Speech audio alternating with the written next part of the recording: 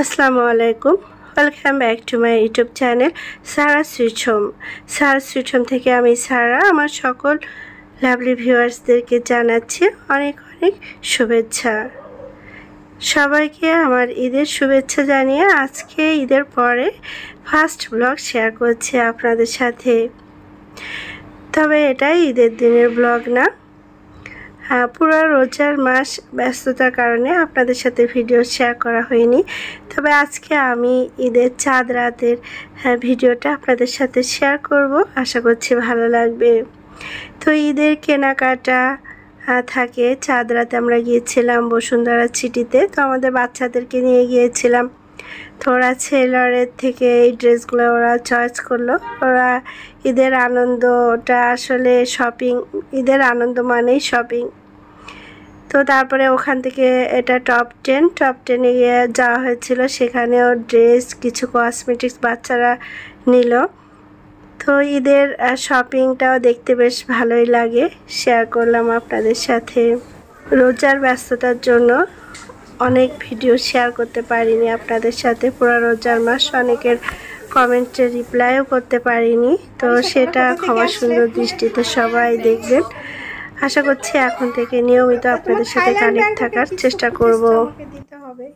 আমি অনেক ফুটেজ করে নিয়েছি, এমনকি আজকে তাহলে তুমি হোয়াটসঅ্যাপে আমাদের ফুটেজ দিবে, আমি আমার ভিউয়ার্সদেরকে দেখাবো। আর কি কি এনেছো আরিশা আমার জন্য, ফুপির জন্য আরিশা ব্যাগ এনেছি, কি সুন্দর একটা ব্যাগ। ওখানে সাজ আরেকটা ব্যাগ কই গিফট, সেগুলো সব গিফট পেয়েছি আমরা।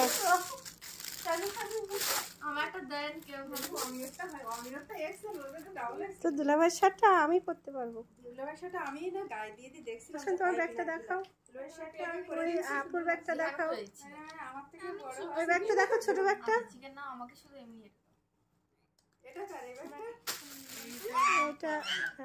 এটাকে ফারানাকে দিস, কারণ তো আমি একটু বড়টা নিচ্ছি, আমার আবার মোবাইল স্ট্যান্ড নিয়ে বেরোতে, তো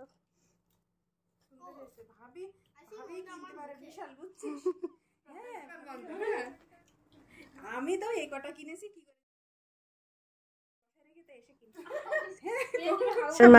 রোজার মাস মানে আমাদের কাছে নানা রকমের স্মৃতি, ঈদের আনন্দ। ঈদে আমরা নতুন কাপড় চোপড় কিনি। আর এখানে আমি বারান্দা থেকে দেখছিলাম সবাই একটু কাপড়ের আশায় লাইন দিয়ে আমাদের বাসার সামনে ওরা জাকাতের, মনে হয় জাকাতের কাপড় দিচ্ছিল। তো সেখানে অনেক মানুষ সকাল থেকে রাত পর্যন্ত কাপড় নেওয়ার জন্য ওয়েট করছিল। তো তাদের কাছে এটা হয়তো আনন্দের, তারা একটা ড্রেস পেলে, কাপড় পেলে হয়তো তাদের কাছে এটা অনেক আনন্দের। আর জানলা দিয়ে দেখছিলাম নিচে ইফতারি লাইন দিয়ে ইফতারি বিক্রি হচ্ছিল, সবাই কিনছিল। তো এগুলো হলো রোজার একটা অন্যরকম স্মৃতি। তো এখানে আমরা যাচ্ছি ইফতারির দাওয়াতে, ছেলে বিয়ে দিয়েছি, সেই বিয়া সাহেবের বাড়িতে ইফতারি করতে যাচ্ছি।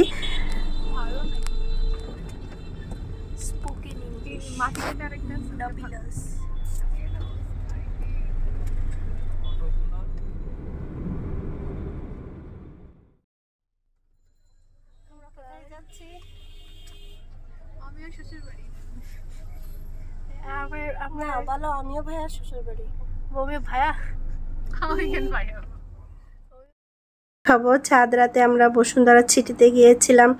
তো বসুন্ধরা সিটিতে আমরা ইফতারি করেছিলাম, আর সেখানে এটা শেয়ার করব আপনাদের সাথে। মানে ইফতারিতে এত ভিড় ছিল যে আমরা জায়গায় পাইনি, আমরা মাদুরের নিচে বসে আমাদেরকে ইফতারি করতে হয়েছিল। তো ইফতারিতে যাব আর নিজে হাতে কিছু না বানিয়ে নিলে হয়, তো আমি এখানে ডাবের পুডিং আর পুডিং বানিয়ে নিয়েছিলাম, ডিমের পুডিং। আর এটা দুটোরই রেসিপি আমার চ্যানেলে দেওয়া আছে, আমি ডিসক্রিপশন বক্সে লিঙ্কটা দিয়ে দিব, আপনারা দেখে নিতে পারেন। দুটো খুবই মজার পুডিং।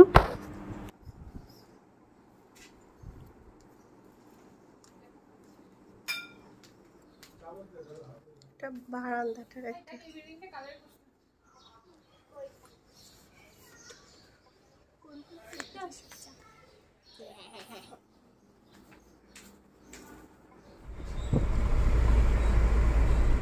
আর ঈদ মানে দর্জি বাড়ি, তো দর্জি বাড়ি তো যেতেই হবে।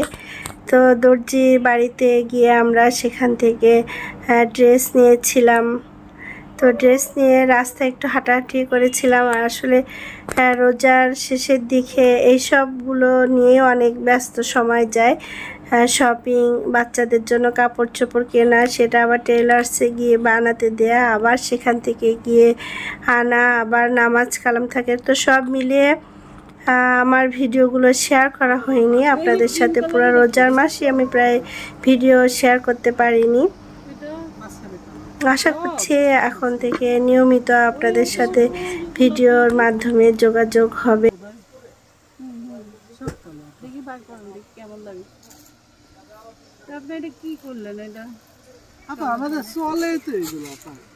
শুনেন, কালোর উপরে ময়লা পড়লে বেশি হয়, বরং এইটা মাঝখানে দিয়ে কালোটা সাইডে দিলে তো এটা তো পিঙ্ক কালার। এটা কি ডিপ ফ্রিজে? এটা 350 আর এটা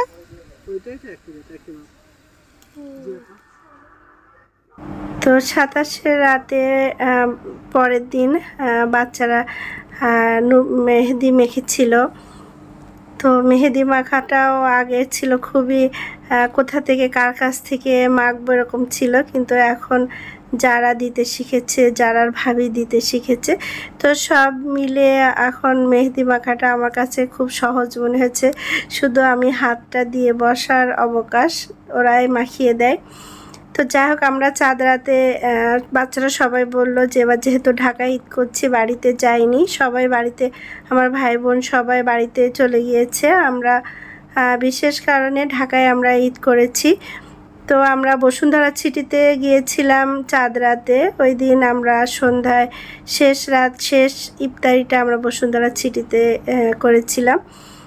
তো ওখানে এত ভিড় হয়েছিল যে আমরা কোনো চেয়ার টেবিলেই জায়গা নিতে পারিনি। আমাদেরকে শেষে বলেছিল যে মাদুর দিতে। তো প্রথমে আমি একটু আপত্তি করছিলাম, কিন্তু আসলে সেখানে গিয়ে দেখি যে সে বিশাল একটা সমাবেশের মতো, মিলাদ হলে যেমন সবাই পাটি বিছিয়ে একসাথে বসে থাকে,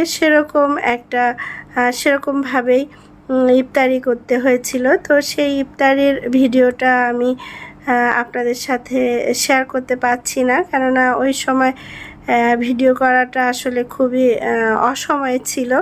তো কিছু ফুটেজ, ছবি, পিকচার আছে, সেটা আপনাদের সাথে শেয়ার করলাম।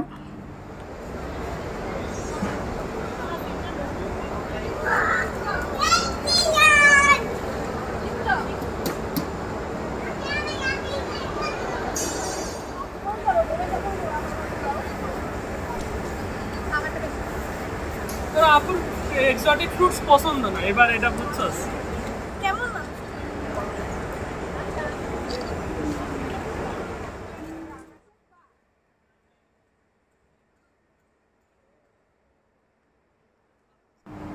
তো ইফতারি শেষে আমরা আবার একটু এক ফ্লেভারের আমরা একটু জুস খেলাম আর কি। আর ওখানে ইফতারি শেষে নামাজ পড়ারও জায়গা ছিল। আর চাঁদ রাতের শপিং তো আছেই। এখানে একটা সবচেয়ে মজার জিনিস আপনাদের সাথে শেয়ার করছি, পালকি। ছোটবেলায় যখন আমার হিন্দু বান্ধবীদের দেখতাম বিয়ে হতে, ওরা বেশিরভাগই ওদের পালকিতে করে নিয়ে যেত। তো সেই সময় খুবই পালকি চড়ার শখ ছিল। তো বসুন্ধরা সিটির একটা ফ্লোরে এরকম পালকি দেখে খুব ভালো লাগলো। বাচ্চাদেরকে বললাম তোমরা বসো, একটু ছবি তুলে দিই। তো খুবই এনজয় করলাম, আসলে পালকিটা দেখে খুবই ভালো লাগছিল। রোজা শেষ আমরা এসেছি বসুন্ধরায়, এখানে ইফতারি করলাম। প্রচুর মানুষ, এত মানুষ ছিল যে আমরা চেয়ার পাইনি, মাদুরে বসে ইফতারি করেছি। অনেক ভালো লেগেছে। বাসার সবাই মিলে এসেছি আমরা, এখানে ইফতারি করলাম, ঘোরাঘুরি করলাম, মেট্রো রেলে এসেছি।